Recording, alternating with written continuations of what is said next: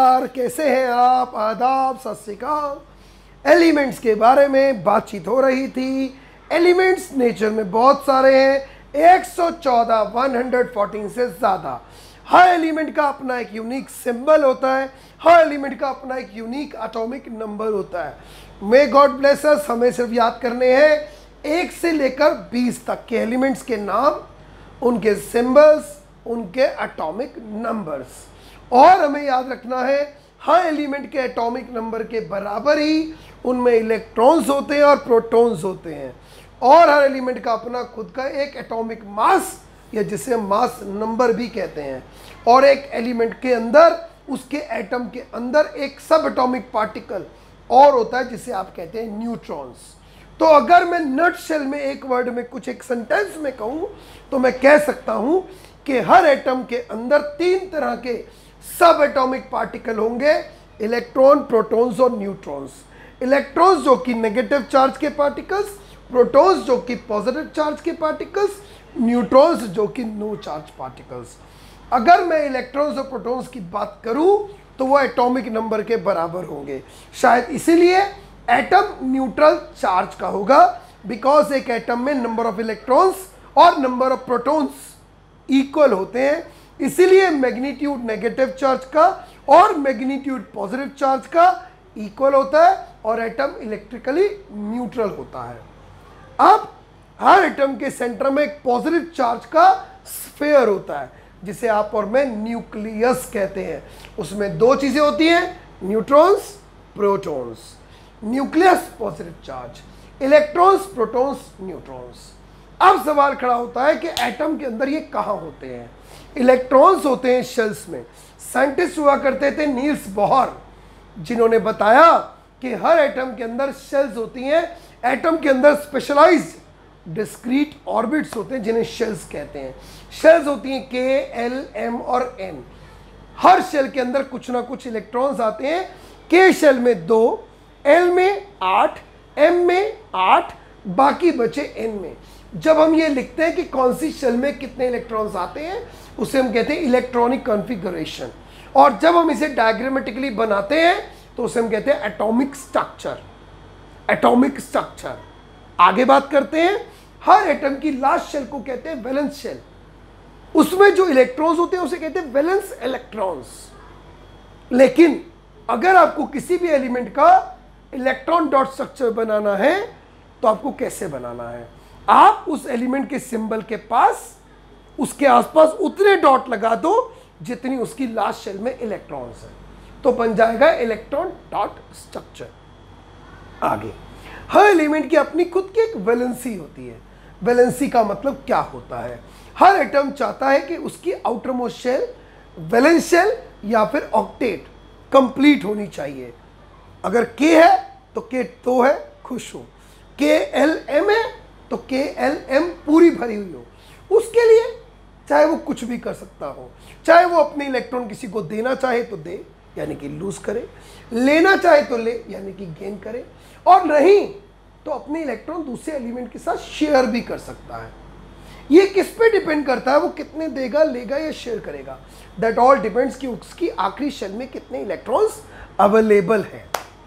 अगले पॉइंट पे आते हैं कि इलेक्ट्रॉन्स शेयर होते हैं, इलेक्ट्रॉन लूज या गेन होते हैं, लेकिन एक एलिमेंट के एटम की एबिलिटी, एक एलिमेंट के एटम की एबिलिटी कि वो कितने इलेक्ट्रॉन लूज कर रहा है, गेन कर रहा है या शेयर कर रहा है, उसे आप कहते हैं valency. Valency, valency, the ability of an atom to lose, gain और शेयर इलेक्ट्रॉन्स। ये हमने अब तक पढ़ा, लेकिन आज मैं आपको क्या सिखाने वाला हूं? मैं सिखाने वाला हूं how atom forms ion, how atoms converts into ion। Ion क्या होते हैं? Electrically charge particle. जब एक एटम के ऊपर चार्ज आ जाए, पॉजिटिव या फिर नेगेटिव, उसे हम आयन कहते हैं। पॉजिटिव चार्ज आ जाए कैटायन कहलाता है, नेगेटिव चार्ज आ जाए एनायन कहलाता है। लेकिन एटम के ऊपर चार्ज आता कहां से है? Point number 1। पॉइंट नंबर 2 में और आज आप चर्चा करेंगे कंपाउंड्स के बारे में। जब एक कैटायन आता है और एक एनायन आता है, दोनों मिलकर एक कंपाउंड बनाते हैं। हमने ये सीखा अब तक, लेकिन आज हम एक तरह के कंपाउंड्स और भी पढ़ेंगे, बिल्कुल डिफरेंट। हमने अब तक पहले पढ़ा है कब, केमिकल रिएक्शंस की वीडियो में, कि एक एटम अपने इलेक्ट्रॉन देता है, एक एटम इलेक्ट्रॉन लेता है, एक कैटायन एक एनायन दोनों मिलके बनाते हैं कंपाउंड। लेकिन आज मैं और आप बात करेंगे एक ऐसे कंपाउंड की जो बनाते हैं सिर्फ कौन, ना कैटायन ना एनायन। वो कंपाउंड्स बनते हैं शेयरिंग ऑफ इलेक्ट्रॉन से, ना कोई लूज करता है और ना ही कोई गेन करता है। ऐसे कंपाउंड्स को हम क्या कहते हैं, सिखाएंगे वो भी। तो कंपाउंड्स क्या होते हैं, कैटायंस और एनायंस को जो मिलाकर बने या फिर शेयरिंग ऑफ इलेक्ट्रॉन से बने। कंपाउंड दो तरह से बनेंगे, या तो लूजिंग और गेनिंग ऑफ इलेक्ट्रॉन से या शेयरिंग ऑफ इलेक्ट्रॉन से। लूजिंग और गेनिंग से बने तो आयोनिक कंपाउंड जो कैटायन और एनायन के बीच में बने, और एक बनेंगे शेयरिंग ऑफ इलेक्ट्रॉन से जिन्हें मैं और आप कहेंगे covalent compounds by sharing of electrons. Ionic compounds, एक कैटायन एक एनायन, दोनों बहुत हार्ड बहुत हार्ड बहुत हार्ड। आयोनिक कंपाउंड बहुत हार्ड, और कोवेलेंट कंपाउंड बहुत सॉफ्ट। आयोनिक कंपाउंड एक कैटायन एक एनायन, दोनों की जुगलबंदी और दोनों के बीच में फोर्स ऑफ अट्रैक्शन बड़ी high force of attraction. Covalent compound दोनों share, no cation no anion, simple compound, no force of attraction. Ionic compound very high force of attraction, इसलिए जब दोनों के बीच में ताकत ज्यादा, तो इसलिए उनको तोड़ने के लिए एनर्जी भी आपको ज्यादा चाहिए। आयोनिक कंपाउंड्स का मेल्टिंग और बॉइलिंग पॉइंट बहुत हाई होता है, बिकॉज उनको तोड़ने के लिए आपको चाहिए considerable amount of energy. That's why ionic compounds have high melting and boiling point. आपको याद है, मैं फॉर्मेशन सिखाऊंगा अभी, लेकिन अभी आपको याद दिला दूं, ये आपने पहले पढ़े हैं। जैसे मैं बोलूं सोडियम क्लोराइड बनाओ, तो सोडियम होता है Na positive, chloride Cl negative, positive cross. मुझे उम्मीद है मेरे बच्चों को याद आ गया। जिसको नहीं आया, एलिड की ऐप पर जाके कौन सा वीडियो देखो, केमिकल रिएक्शन का how to form chemical formulas वाला।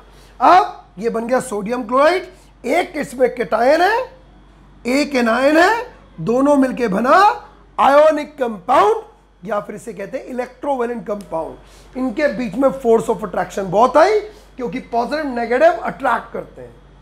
इनको तोड़ने के लिए आपको चाहिए कंसिडरेबल अमाउंट ऑफ एनर्जी, इसलिए इनका मेल्टिंग और बॉइलिंग पॉइंट बहुत हाई होता है। ये पानी के अंदर डिसॉल्व हो जाते हैं, लेकिन पेट्रोल या डीजल के अंदर डिसॉल्व नहीं होते। पेपर में आएगा question, what are ionic compounds और what are electrovalent compounds. So those compounds which are formed by the losing or gaining of electrons between metals and non-metals. What are covalent compounds? Those compounds which are formed by the sharing of electrons between non-metals only. Between non-metals only. Ionic compounds are so hard because they have strong electrostatic force of attraction. But covalent compounds are soft. They don't have any strong electrostatic force of attraction. Ionic compounds have high MPs and BPs because we need considerable amount of energy to break up the strong force of cation and anion. But covalent compounds melting point is low because they are not bonded together by the strong electrostatic force of attraction. Ionic compounds are soluble in water generally, but they are not soluble in petrol और diesel, okay, inorganic organic solvent, sorry. Alright, तो आज हम इसी के बारे में बात करेंगे। डिटेल वर्जन में हम पढ़ाएंगे आपको कि हर एलिमेंट की बायोपिक बनाते वक्त आज हम क्या क्या सीखेंगे, एग्जाम्पल लेंगे और शुरू करेंगे। पहला एग्जाम्पल मैं लूंगा एल्यूमिनियम का। जी हाँ, एल्यूमिनियम, नीचे हर सिंबल के एटॉमिक नंबर होता है, ऊपर मास नंबर होता है, रिमेंबर दैट। हर एलिमेंट का atomic number, electrons, number of protons बराबर होते हैं। हर एलिमेंट का मास नंबर, ऊपर न्यूट्रॉन्स निकालने के लिए मास नंबर में से आप एटॉमिक नंबर को माइनस करते हैं। Remember that carefully, got it. अब हर एलिमेंट की अपनी इलेक्ट्रॉनिक कॉन्फ़िगरेशन होती है बच्चों, KLMN, लाइक इलेक्ट्रॉन्स कितने हैं? 13। के शेल में 2 ही इलेक्ट्रॉन्स आएंगे क्योंकि के में 2 से ज़्यादा नहीं आ सकते। एल में बच्चों 8 आएंगे क्योंकि 8 से ज़्यादा नहीं आ सकते। और एम में कितने आएंगे? बाकी बचे हुए 3।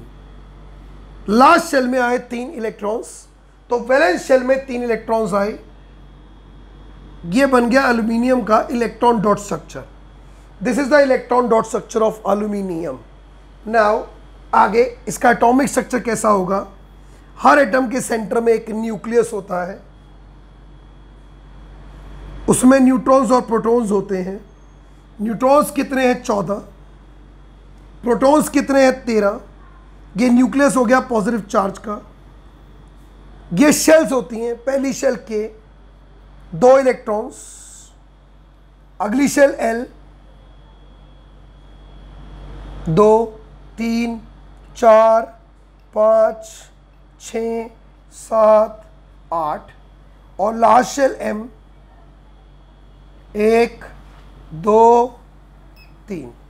ये बन गया एटॉमिक स्ट्रक्चर ऑफ एल्यूमिनियम। अब बात करेंगे वैलेंसी की। जैसा कि हम देख सकते हैं कि एम शेल में लास्ट 3 इलेक्ट्रॉन्स हैं, होने चाहिए थे 8, है 3, 5 कम है, या तो ये 5 ले या 3 दे। So it is easier for aluminum to lose 3 electrons instead of gaining 5 electrons. Therefore valency हुई इसकी 3। अब जब ये 3 लूज कर देगा, अब बहुत इंपॉर्टेंट चीज सीखेंगे अब आप। आफ्टर लूजिंग 3 इलेक्ट्रॉन्स, अगर इलेक्ट्रॉन्स को 3 लूज कर देगा, मतलब एक चीज और भूल गया मैं, इसका मतलब देयरफॉर इट इज मेटल। याद रखना, लूज करने वाला मेटल होता है, टाइप ऑफ एलिमेंट मेटल। अब after losing 3 electrons left, electrons बचेंगे 10। अब आप कहेंगे कैसे? 13 इलेक्ट्रॉन्स थे, 3 दे दिए, बचे 10। बट लेकिन प्रोटॉन्स स्टिल 13। प्रोटॉन्स अभी कितने? 13, क्योंकि इलेक्ट्रॉन प्रोटॉन बराबर थे। प्रोटॉन 13 रहे, इलेक्ट्रॉन 13 थे, 3 चले गए, 10 बचे। अब आप कंपेयर करो, 10 electron 13 proton, right? Therefore 3 protons extra कह सकता हूं ना मैं, इसका मतलब, या फिर ये कह सकते हैं now there are 3 extra protons than electrons. पहले प्रोटॉन्स इलेक्ट्रॉन्स बराबर थे, पॉजिटिव नेगेटिव बराबर था, neutral.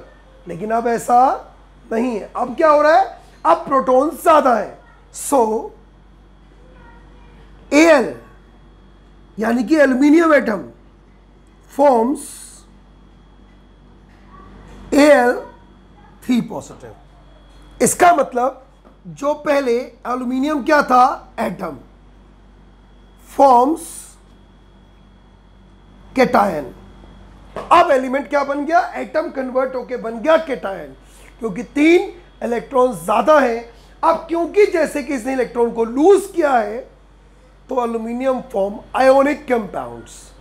Metals always form ionic compounds because metals are the one which only lose electrons that's why metals form ionic compound. तो ये clear हो गया, S it is forming compound only by losing electron, therefore it forms ionic, also called covalent compound.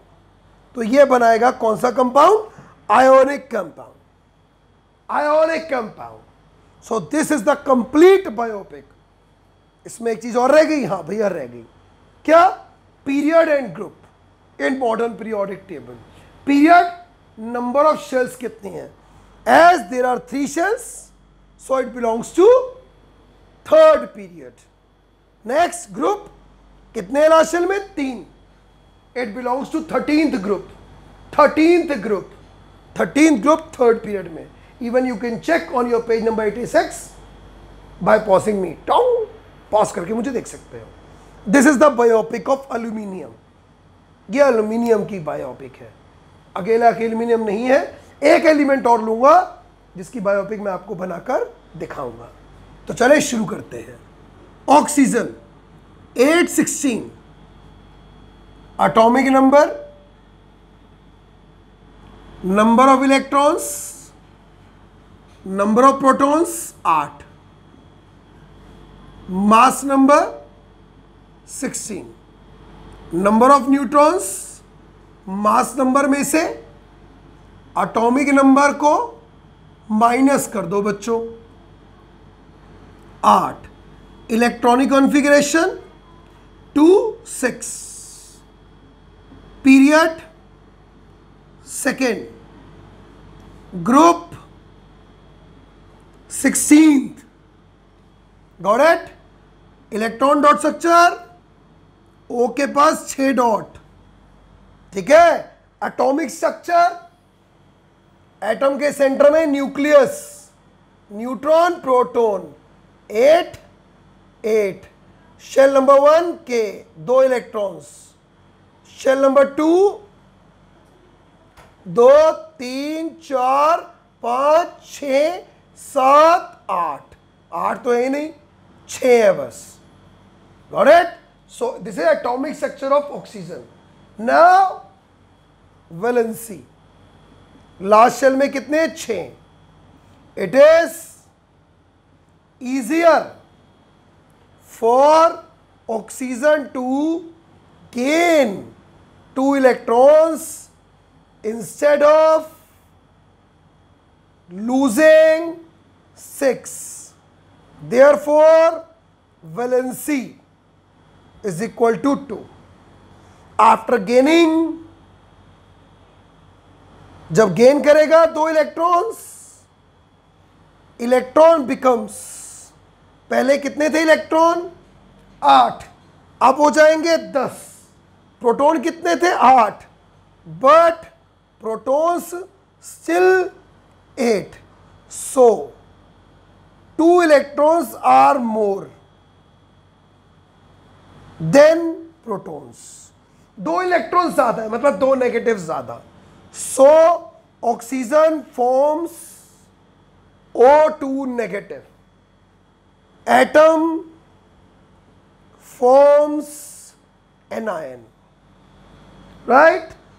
Type of element non metal, non metal. अब last shell में 2 है, या तो gain कर ले, और एक चीज, या फिर ये अपने किसी के साथ शेयर कर सकता है, शेयर कर सकता है। तो it will form compound either by gaining 2 electrons और sharing 2 electrons. So oxygen can form ionic compound, yes बना सकता है गेनिंग से, और कोवेलेंट कंपाउंड ऑल्सो, ये कोवेलेंट कंपाउंड भी बना सकता है bye sharing of electrons. So this is a biopic of oxygen. So that's how we can form a biopic of any element from first to 20th element. So now it's your homework to prepare biopic of all the elements. Got it? So अगले class में हम करेंगे how to form ionic compounds or how to form covalent compounds. Till then, take care बच्चों. See you. Bye. Love you.